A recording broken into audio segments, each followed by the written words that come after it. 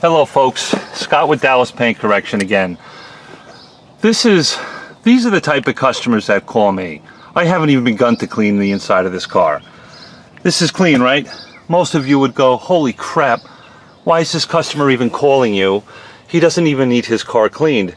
Here's the truth. This car does need to be cleaned. It needs to be detailed. The leather is dirty. It's not hammered, but it needs to be taken care of. The carpets need fabric guard. They need to be vacuumed. The seats all need to have, if you want to call it conditions or treatment, you decide whatever works in your world. But this car needs to be detailed. This is the rear. This is the front of the vehicle. I got the seats all the way up forward. Sorry about that.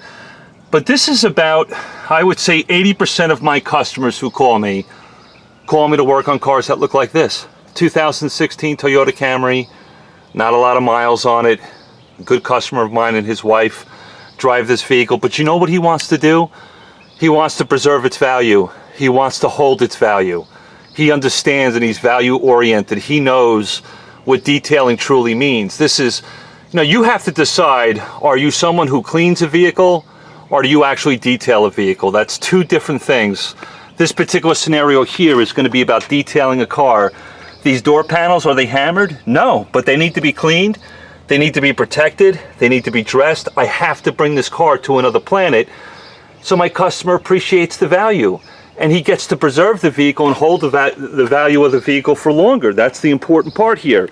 But one of the things I wanted to talk about was getting ready to clean leather. Now this leather here, I haven't decided what I'm going to do. I may steam it. I may agitate it with a light brush and with a good all-purpose cleaner to remove some of that dirt.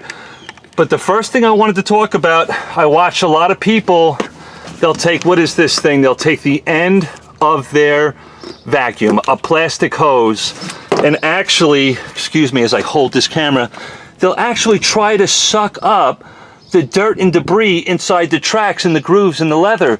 I don't get this. I don't understand this. This doesn't make sense to me. There's guys that walk around with compressed air, that's fine, they can blow stuff out.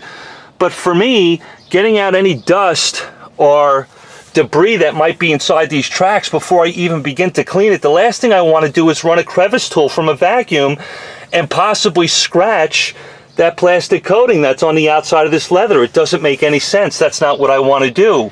So what I do, you guys have heard me talk about this before, I'm a big fan of it, is I drop it on the ground. Thank God it's made out of plastic. It's made by X-Power. It's for door grooming industry.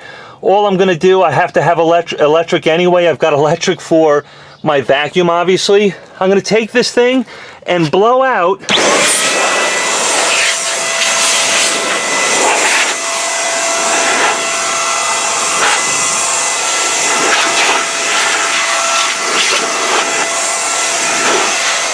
I'm going to blow out all those crevices so there's no dust and dirt in there when I start cleaning. I see a lot of guys take a crevice tool from a vacuum made out of plastic and trying to suck up those grooves. It's one thing for upholstery, it's one thing for fabric. I'm not a big fan of doing that. You guys do whatever works sense in your world, but what I typically do is blow it out, and then this way I have no concerns with scratching the leather, and then I can get to cleaning it and I don't have any issues. But anyway, that was just a little side note there about how I actually prep the leather before I clean it. And I wanted to show you the little blower that I use to get ready to go ahead and steam it or whatever I'm going to do with this particular vehicle. But that's just a little side point. I'm going to make a couple different videos about this car. Most of you are probably laughing, going, it's not even dirty, why is he cleaning it?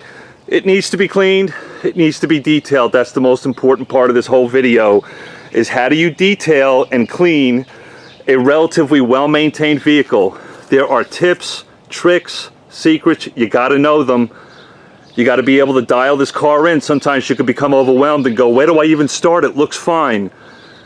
That's what detailing's all about. It's not about cleaning, folks. You got to kind of hone in those skills. It's the little stuff around the trunk jam. Guys would miss that. They would just simply vacuum and go, oh, that's great, close the trunk. I'm ready, I can move to the inside of the car. You got to hit all the areas that other people aren't going to think about.